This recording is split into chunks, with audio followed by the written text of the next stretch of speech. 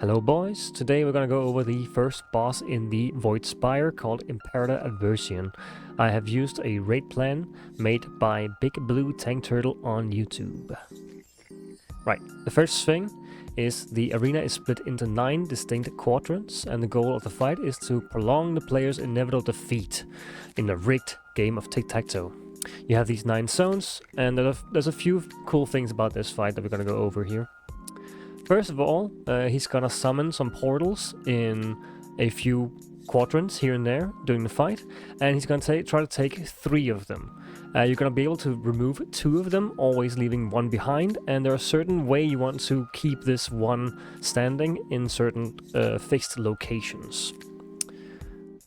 If he gets 3 in a line, you will get this March of the Endless, which is the wipe mechanic. You'll just die. Don't worry about it. This here is fine. You can live with this. This here is fine. You can also live with this. This here, unless you want and know you can do this fight in less than 5 rotations, this is quite bad, because every single move here is the end, and you only have 5 rotations then. On the other 2 here, you have 1, 2, 3, 4, 5, and a 6th. Here you have basically 3 more on the other side, but you have more space. This one you have no more space, and you want to avoid this unless you can kill the boss within, well, the 5th rotation. This here is, from what I can tell, the perfect plan. You want to make sure that the diagonal is free, since if these 3 are free, you have the most amount of rotations. The general strat is to have minimal movement with the maximum amount of rotations available. As long as this diagonal is free, you have 7 rotations before you get enraged. The boss is initiated in the circle quadrant down here, and it's gonna cast Dark Upheaval, dealing AoE damage and leaving a permanent debuff on all players. That's just for the healers to deal with. You can see right here, it's the initial hit is 100k of shadow damage to all players, and then a dot of 27k of shadow damage every single second. This is followed up by the first cast of Shadows Advance, which is the big adds that we're gonna have to remove 2 of. It's a cast, so you can kind of time it with the movement. He still moves doing this cast. And if you stand in a circle, it's basically lethal damage to everything but a tank. On Mythic, these little fellows here, the big ants, spawn with a shell on them. This shell has 2 stacks, and you have to use a debuff to remove them, basically. Random players are gonna get this Void Mark, and when they get dispelled with this mark close to one of these adds, that debuff, or dispel, removes 1 stack of the shell. 2 stacks of the shell means you have to dispel 2 people on the debuff on the ad to remove the shell, so you can kill the ad. If you don't remove the shell, the ad is still alive, or it can't not be killed. The idea is to use a ping system for the players that need this dispel when they are in correct position, or you can just assume that they are in the stack when the initial tank buster or the ad killing mechanic comes out. You want to remove this shell before that, so you don't have to stress, and you can use a ping for doing that. You can assign the dispel to healers 1 and 2, and then they do 1 each. Basically, the first healer picking one that the raid leader calls out first. So if I call out a DPS player as the first one, healer 1 knows to dispel that person first. And then the second healer can just pick whoever else have a debuff and assume they're in the right location. A minimum of 2 players have to have this debuff removed on the ad to remove the shell, as said before, or else you're just gonna lose that space as well, because you can't kill the ad. The boss then casts Umbral Collapse twice in a row on the current target. This means that the tank who has aggro will have this little circle on him, and he's gonna have to place that circle on the ad you want to kill. Now the raid leader is gonna call out or ping the first one you're gonna do, and then we're all gonna stack on that ad, and the warlock in your group is immediately gonna make a portal to the next ad. as close as he can get it at least. So the raid leader is going to ping the first one and then the second one in that order. Of course, you want to keep the diagonal free, and you want to take the one that's closest to you always, so we minimize the movement. You could also have taken the one over here, but in this case we're going to take the one up here. Now, the Umbral Collapse is a raid-wide damage, and the more people who soak it, the less damage it deals. It does give you a debuff, but that debuff runs out before the next cast, so you don't get increased damage for being in 2 of them. At least not doing the fight as it is right now, and on none of the difficulties. Now, the circle goes on the current target, and throughout the cast it stays on that target, so the tanks can swap doing this cast, but I don't think you actually want to, and I'll go into that later. After you do the first one, you do the second one, and this dispel you can do as a mass dispel. Only the first one you want to have 2 people remove their debuffs on the ad, but on the second one, if you have more than 2 or just 2, you don't really care which order, you just do them all when they're under the ad, and then you're Gucci. Then the next smash comes out, the second ad dies, and now you only have 1 left. You gotta leave the boss on the last ad killed and wait for the off tank to gather enemies away from the boss, because this guy here is gonna spawn enemies soon. So, no debuff, the one we use to kill the ad, must be left to expire on its own on Mythic, so the void mark here, the one you remove a shell with. This will result in a consuming darkness debuff instead of lingering darkness. Now, consuming darkness is just a dot you have on you when you have the stack, and lingering darkness is the one you get when you have it dispelled. You don't want this one, the consuming darkness. That's if it runs out. As it is 200k shadow damage every second for 6 seconds. That's basically lethal. You just want the small one. Now, when the ad stops its cast, or finishes its cast, it's gonna make an abyssal portal. It will claim 1 quadrant, 1 space, and the boss will permanently spawn ads on this portal here. It's also gonna cast Light's End here, which is just random damage in a line that's gonna spawn every now and again whenever a new ad wave comes out. It's really hard to miss, you're gonna see it as a big circles on the ground, so just don't stand in the circles. At the claimed quadrant, there are now permanent abyssal portal, like before, as mentioned, with the void maws spawning from dark tears, and shadow guard stalwarts spawning from void rifts. Now, the tear is a portal, and the rifts is just randomly on the map. The shadow guard stalwart here is just damage. Don't really worry about it, and the little maw here is also has like a debuff we're gonna mention in a second. One solution for handling the ads here is that one main tank always holds the boss and takes the first hit of the tank buster, and the off tank handles ads, looking out for spawns, and takes second hit of the tank buster. This is one way to do it, it's the easy way, but there's a better way to do it, which I will go into later.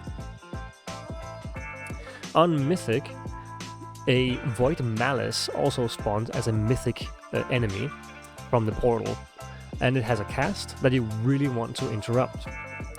It also has an ability to put a dispellable curse on a player. This curse, Black Miasma, is just a big hit of damage and reduces the target's haste by 70%. So you really want to dispel this as fast as possible. So who can do curses? Shamans, druids, evokers, and mages, regardless of spec. So you want to talent into this and have a shaman, druid, or evoker mage in your group. Preferably more than one, probably. So, and the kick it does is just shadow damage, but you really want to kick it because it's unnecessary to take this damage if you can avoid it. You want 2 teams of 2 people who are assigned to the kicks. So one team of 2 people who does the first one, and one team of 2 that does the second one. Or just all 4 at the same time. Just make sure you have a main guy and a secondary guy, in case the the cast comes out more often than the kick cooldown. Right, so the off tank takes all the ads while the main tank holds the boss away from the ads. If the boss is in range of any of the ads, he takes less damage and they do more damage. So boss stays on the last ad killed, and the off tank just rambos into the ads, gets them away. After all the ads are dead, you move the boss to the middle for easier movement to the next ad phase, because from the middle you can go to every single square. You just don't want to get too close to the portal that's already in the claimed zone. On Heroic and Mythic, the Abyssal Void Shaper, the one that spawns or takes the zone, has an energy bar. And when that energy bar goes to 100, it becomes a End Walker, which you really don't want. This is big bad, so focus big boy and just cleave the other ones down. On Heroic and Mythic, the Stalwarts will protect the Abyssal Void Shaper, the one that becomes the big bad, with Shadow Phalanx. It's a shield, and you just don't want it to come out. You can kick this. It's just another team of kickers. You probably only need one team of 2 people to kick this, depending on how many there are. You probably want 2 people per ad, so on launch, if there's maybe on Heroic there's only 2, on normal maybe 1, and on Mythic 3, you want 2 people per ad, basically, to kick. On Mythic as well, outside of applying a stacking damage over time effect on players, the dot from this Void Maw right here, the little guys highlighted, Void Maws will attempt to retreat back to the closest quadrant with an Abyssal Portal and restore their health with Dark Resilience. Basically, when they reach 35% of their health, they will try to crawl back to the nearest portal, and they will start to channel a heal. This heal can be, or this channel can be CC'd and interrupted. So you want to do that, but you just want to kill them before they actually reach here. So grips and slows first. If they get to do the channel, you want to do CC like stuns and knock-ups. Don't stun and knock up during their little run, because you just wasted. You want to hold your hard CC and stuns for if they actually get the cast off. Forgot one thing. This stacking dot here goes on the off tank, of course, because that's the current target of the little Void Maw, and you want to kill them before this goes way too high up. It's a lot of damage every single second for a long duration of time, so you just want to make sure that that these die quick. The boss will then cast Desolation onto all claimed quadrants every once in a while, when right after the ad phase finishes, basically. And it's a little soak on one of the claimed quadrants that you'll see underneath the portal. One player has to go into this, soak it, and then come back afterwards. It's a pretty big hit.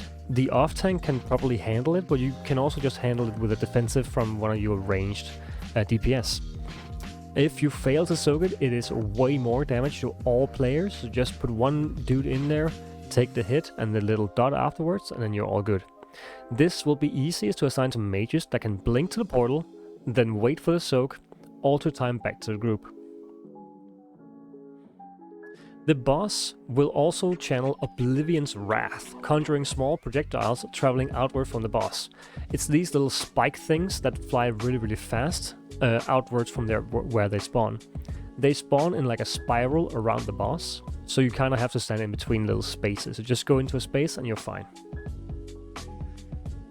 Now all of this just repeats again and again and again until the boss reaches 100% energy, basically. So we're gonna get another 3 ads that's gonna spawn, and you want to clear the diagonal like before. And let's say in this scenario that you don't do it perfectly, that this one is claimed, but you do the other 2. This is fine as well, but this one, if they get star in the next turn, it's over. So in this case, you would want to switch the diagonal over to star, middle, and blue to keep this clear. Now, Later in the fight, the boss knocks all players away and channels for 6 seconds before casting Void Fall, which is the intermission, raining down circular projectiles for 20 seconds for people to dodge. So these little circles, targeted on players, move out of them, and you're good. On Mythic, doing this intermission, there will always also be waves of enemies that's going to move from the sides of the arena, and you have to go into the free space. So here, in this case, all the spaces here are basically, you can't go here, you just die. So you stay in the in this zone over here to the right.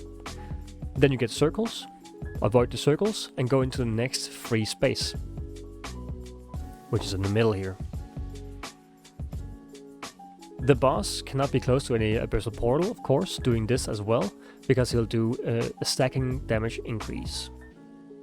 So for this reason, middle space is always the worst to lose. Always keep this one clear.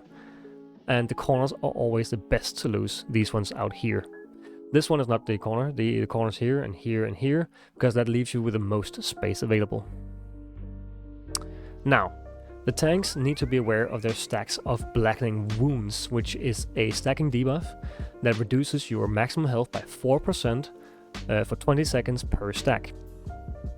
This is just the main tank mechanic that you have to swap around. The soak that kills the ads on the quadrants is not really a tank mechanic, it goes on the tank, but it is just raid damage that you have to soak. This is a tank mechanic. Now, when these ads spawn, they will go to the target with the most amount of these stacks. Therefore, you can do something a little cheesy, but intended of course, to make sure that your ad tank, the off tank, always gets the ads. So, you can make the ads go to the off tank first, making sure they never get close to the boss, while giving the tank room to get aggro just before the stacks wear off, by using this ability. Because if they get close to the boss, of course, they will get more powerful and he will take reduced damage. This tank debuff will therefore have an optimal rhythm where the tanks swap at set times, so you can utilize this mechanic without the ads and boss getting empowered, as said. So, here come some numbers, okay? But just stick with me. My suggestion is, the rhythm for this, as of now, is that the off tank always takes the first, if not both, soaks when you have to deny the space is being claimed. Because like I said, it doesn't look like right now you get a debuff for taking 2 soaks in a row. So the same tank can basically take both of them without any big repercussions, right? So, right as these ads spawn, the off tank's gonna taunt the boss, and it's gonna do both of the soaks.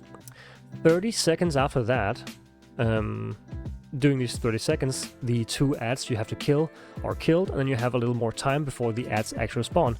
That's about 30 seconds. The first ad wave spawns then, with the off tank being the only person with stacks, because 30 seconds is enough for the main tank to lose his stacks, which has a 20-second fall-off rate.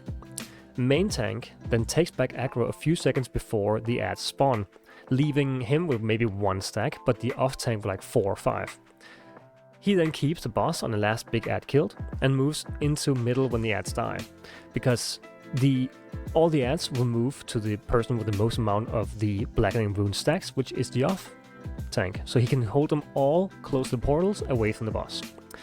Ad waves are roughly 70 seconds apart, and boss attacks every 4 seconds, giving 1 stack.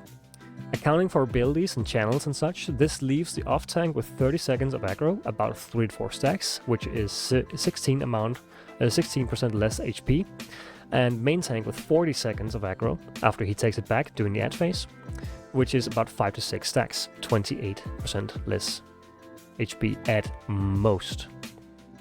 This little rhythm of 30-40 is probably the best way to do this. Now, let's see the fight.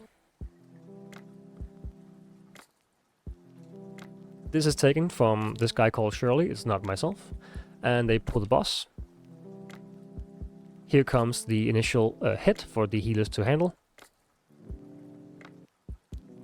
The current tank, the DH, is gonna get the first soak. You see the 3 ads spawning, and he's gonna get a circle around him in a second, here purple. You can see his stacks up here in the corner, he has 3 stacks of the minimizing max health. He then gets the circle, and he's going to move it on here, circle. Everyone inside reduces the amount of damage the entire raid takes, so this guy here is going to increase the damage a little bit because he's not in the soak. Or barely makes it. Now, circle has the aggro. They swapped it during the channel, which doesn't change the target. Only after the channel comes out. He gets the circle, moves to the next ad. You have quite a long time. The entire group in here, in the soak, reduces damage taken, and you're all fine. You can see the buff here, it falls off quickly. And then the ad up here finishes its cast and spawns the little circles that's gonna kill you. Avoid them, and here comes the ad phase. Now you can see on the frames here that the warrior has 2 stacks of the debuff. That means the ads will go to him first. As you maybe saw before, the Void Warden here ran directly to the warrior, but the Demon Hunter, the purple, taunted it to get it off him. He still has the most stacks, so all the ads are gonna run towards the boss here. As you can see, they run to him, and the Demon Hunter has to actually taunt them to get them off him. If handled properly, like I suggest, the off-tank would have the most amount of stacks in this moment, and all the ads would run to him. So this wouldn't be an issue. Then we get Desolation. That's the soak. You saw a guy right here who took the soak, and it's all fine. You have the things you have to avoid, spawning in a little spiral. And then it just repeats. Dark Upheaval. Healer issue right here. And then you get 3 more ads. In this case, if they would leave the 2 corners to be taken, or yeah, they would just lose. So they have to take either the diagonal or the 2 corners. The soak goes on the current target. He takes the middle first. The middle is always the worst to lose, so that should always be the first one you take. And then they move to the corner for the second one. With a Warlock, this movement would be way easier, but this is fine as well. You have plenty of time. Now, 2 waves coming out from each portal. The warrior is still the one with the most amount of stacks here. So all the ads are going to run to him, and you can see what it's going to do, because now all the ads run to him, and the Demon Hunter cannot take them all. He has 4 stacks. They all run to the warrior, which is right here, the circle. And they get too close to the boss, and he turns red. Now he takes reduced damage, and they do increased damage.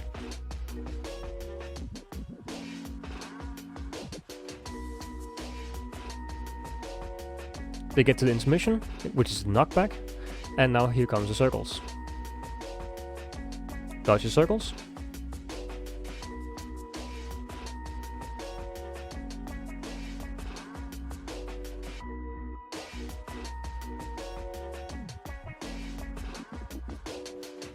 And that is all there is to this fight. The biggest mistake you can make is having the current tank on the boss having the most amount of stacks, so the ads are mostly hard to handle, and to have 3 in a row. So move correctly, make sure your tanks do the swaps correctly, and this is easy, boys. Thank you for watching.